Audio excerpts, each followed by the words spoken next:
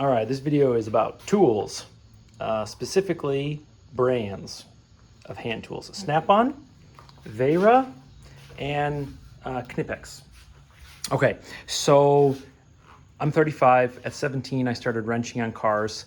The Snap-on guy started coming around, and I started giving him my paycheck every week because tools were really awesome. And I justified it because I was using them all the time. And Snap-on is generally, among automotive mechanics, to be considered the very best of available tools. In the machinist world, Starrett is considered the best, along with Mitutoyo from Japan. And so the first thing I want to say is I use and buy and appreciate high-quality tools. There's always something a little bit tricky about accepting advice from the guy who claims you should buy Harbor Freight when he's never tried or owned the good stuff, because it's like, how can you really tell me that canned tuna is as good as fresh when you've never tried fresh? So that's the first thing I want to say. Second thing I want to say is I became a homeowner 9 or 10 years ago, and homeowners use tools differently than mechanics use tools. Mechanics are trying to use these mechanics are using these every day to feed their family. And so the necessity for the average Joe to need Snap-on is maybe a whole nother video. The other thing you got to understand about Snap-on and Matco and Mac is that they have a different customer base, mechanics primarily, and they also have a different distribution style. They have trucks, they come right to your shop, and you can basically bring them something that you broke, and they'll swap it out for you right then and there on the truck if they have it, or they'll order it for free. And in the past, Craftsman used to offer lifetime warranty, but they didn't come to the shop. And one thing you'll find about mechanics is they want to work and make money. They don't want to be running all over town returning broken tools. And the other thing Snap-on lets you do is they let you finance things. They let you run a tab just like at the bar. And so I don't know about you, but I'm convinced that goes a long way into one's interest to buy things and not really look at the receipts. Okay, I'm a fan of Snap-on. This video is not about dogging on Snap-on. It is about informing you that I think there are competitors in this space. I think that in certain areas they outperform Snap-on, especially if you're not a mechanic and you don't have the Snap-on truck coming to you all the time and you'd like to order online as an example, and you don't want to hunt down a truck on the side of the road to get some tools. Okay, that being said, this video is basically about two brands that I wish I had discovered earlier and used earlier, and why you might consider them. Okay, the first one I guess I'll talk about is basically screwdrivers. So as you can see, I have some of the old Snap-on screwdriver handles, the old plastic ones. When I was a tech, these ones were what were out, the rubberized ones. And then now what's out is these for some of the stuff. Not a big fan. These are my favorite.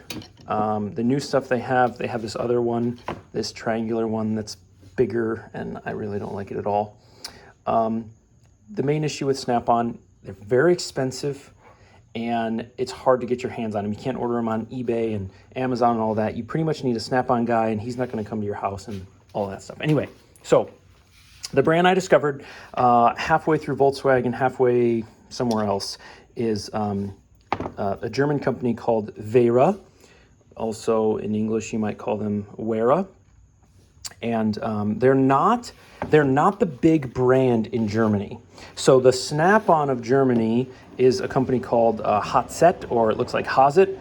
And there's a couple other ones, Godora. Those are like the main mechanic tools that are used. These are actually available just at the Home Depot in Germany, where I used to go. And maybe that's where I first discovered them. And there's a couple things I like about Wera in general, but then there's a couple things I like about them specifically in the United States. In the United States, they are very reasonably priced. They're quite a bit cheaper than Snap-on. And yet I think the quality is on par, and I think the innovation is a little bit higher. Now, I'm going to point some things out that of course, people can point out and say, oh, well, Snap-on has that too. But what I'm finding is that Wera offers it for less money on more products. So like one example is, and obviously this is not on all of them, but they have these nuts at the base, which Snap-on also offers, but these are actually a higher grade. It's a second piece of steel that's been added versus just molded in. They have a strike-through cap at the back, and I think this screwdriver cost me $6. I promise you, you will not find a Snap-on screwdriver with this nut bolster and the strike-through cap. The other thing that they offer, these baby blue ones my wife bought me, these are all stainless steel, and they're specifically so that when you put stainless steel fasteners in, little bits of the standard steel don't get in and lead to corrosion, because Germans use a lot of stainless steel. And they also have this laser etching at the end that, at least back then, Snap-on didn't have. Maybe they have them now, but again, these are really reasonably priced. So the other thing that I would say Wera is doing a little bit better than Snap-on is in like the innovation. So just give you an example. This is an older Snap-on pivot head ratchet, but the modern ones look basically the same. And there's nothing in the way of grip like this, which you may prefer, because over time this is going to get beat up and scratched, and you know, you're going to have burrs, and so maybe you don't want that, and that's fine.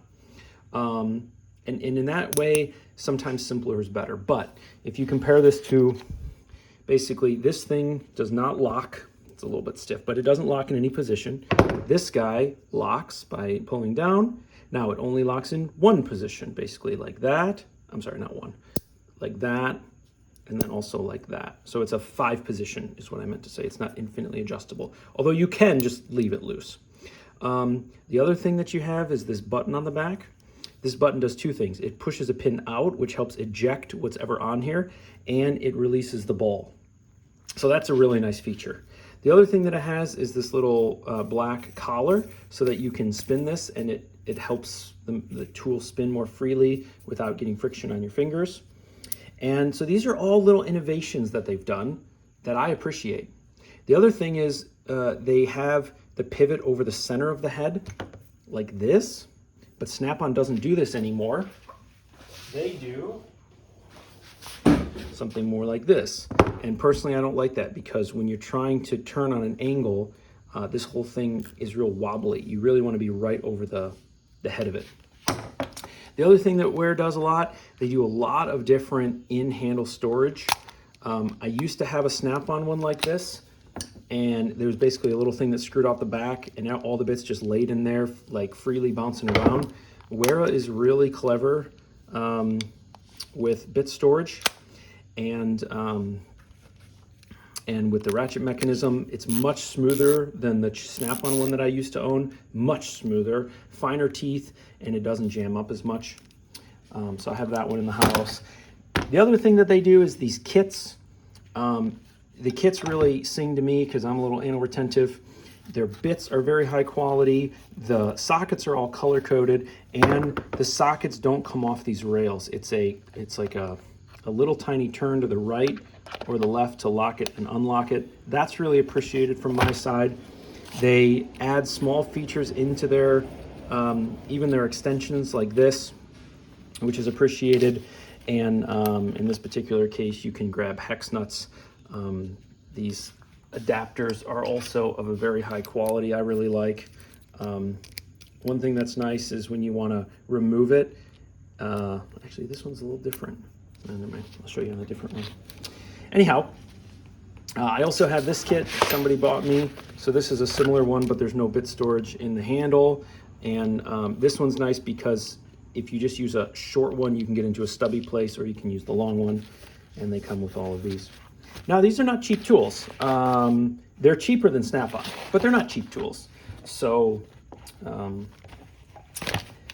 yeah, so that's a little overview of Wera. The other company that I wish I had discovered earlier was Knipex. So I actually bought these. If you look closely, and if you're familiar, that is actually the symbol for Matco, where my thumb is. So Matco, at least 18 years ago when I was wrenching, decided that these were worth reselling, and so they put their name right there and sold them on the truck. And I bought these. I thought they were just really cool, and I never used them, ever. Because as a mechanic, you have a massive toolbox nearby, and you don't want a tool that does it all. You want each individual tool. You want each individual wrench. And so I never used these, and they just sat around in my box. But then I became a homeowner, and I used them all the time. They are so handy. And there's a couple things that are better about this than a wrench. The first thing is when you're on a bolt like this, let's say that either because of your wrench or because of the nut or whatever, there's a little bit of slop. On a normal wrench, you can't tighten that slop up. I mean, it's just forged in place. But with these, you can squeeze, and as you squeeze harder, you can take that slop up. And that's useful when you're removing fasteners. It's also really useful when you want to do some angle grinding on something. So you can basically use these like a little pair of, like a vise basically. Let's say you wanted to sharpen this and you didn't want to get your hands close. You can hold small or thick materials very, very, very tight. And you can't do that, say, with, you know, a 14mm wrench. So that's a really nice advantage. The obvious advantage is that this particular one ranges from, it goes all the way up to 35 millimeters. So you have something like a whole set of wrenches just in your hand. And of course, it's not a whole set of wrenches, but you get the point. The other really big advantage to these is you can get something like a ratcheting mechanism going. So as an example, you can basically turn this, and then if you just loosen up your grip, you can slip back. And so that is really handy compared to a wrench where you would turn it, pull it off, put it here, put it back on. And so that really starts to become valuable. I have this size one, I have a bigger one, and then I have a little tiny one that I don't use very often. But this is a tool that if I lost it tomorrow, it'd be on order within an hour.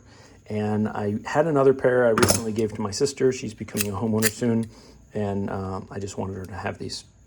So these are called the pliers wrench. They're one of their most popular ones. They also have these called the Cobras. These are less innovative and useful than these. And they also have a different purpose, of course, with teeth instead of flats. But these are really useful, and they far exceed the normal channel lock style angled pliers like this that are so common. Also bought this little pair, super, super useful. And again, far superior to, you know, your standard channel locks. These large dikes, diagonal cutters, are extremely strong. Project Farm has done some reviews on these things. They're really, really strong. I love these. I bought these little ones for zip ties and small wires. And there's really nothing special about these, but they just work well. These are really useful for small engine carburetor stuff. They're flats, so it doesn't tear up the fuel lines and things like that. I think these are like $30, kind of expensive, but if you do a lot of the stuff, it's worth it, I think. These are just, honestly, they're basically just needle nose pliers. I don't think they work any different or better than any other needle nose pliers that I've had, but they came in a kit when I bought some other Knipex stuff. And then these are, they're not even slip joints. They're just kind of standard, I guess, linesman style. And these are also just kind of, I mean, they work great, but there's really no like special sauce. Most of these other ones have something of like a special sauce that I think is really worth it. So yeah, anyway, the nice thing is these are available on Amazon. You don't have to hunt down a truck. They are, in my opinion, on par. I mean, I would say the Wera stuff is on par, if not slightly better than Snap-on in some regards. I think Knipex is superior to Snap-on branded and Snap-on designed pliers. I ended up selling and giving away about 15 pairs of pliers, but on average, off the truck, these cost me $60 a piece. I do like the grips on Snap-on. They work really good for oily situations, but Knipex has their own version, which I would say is very similar and comparable. And even the standard rubberized ones, these are almost 20 years old and they've held up great. So I think Knipex pliers are superior to Snap-on pliers across the board in every example that I've seen. I think Wera stuff is a little bit more innovative and creative and modern and technologically advanced than the Snap-on stuff, but this handle won't last 50 years. It's going to get nicked and dinged and scratched and tear up your hand, whereas that will just last probably forever. And so if you're just dead set on giving your grandkids your tools, then choose wisely on that regard. The one thing I will say in regards to Snap-on, I think Snap-on makes great ratchets. Aside from some of the missing technological features, I've had this ratchet, well, actually this was replaced recently by the Snap-on guy, but this is basically a 1/4-inch drive ratchet that I had a 3/8 head installed on. They used to not sell these like this. You had to ask the Snap-on guy to custom make it for you, but now they sell them. This is probably the most useful ratchet on earth, in my experience. You can get into super tight places in engine compartments. You can manipulate the head while you're deep in there. It doesn't lock like some of them do, which has its advantages, but also its disadvantages. And this is another tool that if I lost it tomorrow, it'd be on order with the Snap-on guy the next day. So, all right, well, I hope that helps somebody a little bit. And I know that people are super passionate about tool brands. Some people love Snap-on. I don't know if that's because it's high quality or if that's because they've given 100 paychecks in a row to the guy and they just can't live with themselves having spent all that money. I don't know. My encouragement would be, don't become a brand guy. Don't become the Matco guy or the Knipex guy. Evaluate tools and lines of tools on the merit of how they work and how they hold up and how they're designed, and just try and stay away from being, a Nike or Adidas guy and just blindly buying their stuff no matter what they come out with. So I hope that helps a little bit. If not, let me know by giving me a thumbs down. Go check out the Post-Apocalyptic Inventor. German guy, super brilliant, fascinating, and he does some stuff on German tool brands like Ghidorah and Hutzet and Wera and Knipex, and I bet you'll really enjoy his stuff, especially if you didn't enjoy mine. All right, folks, take care.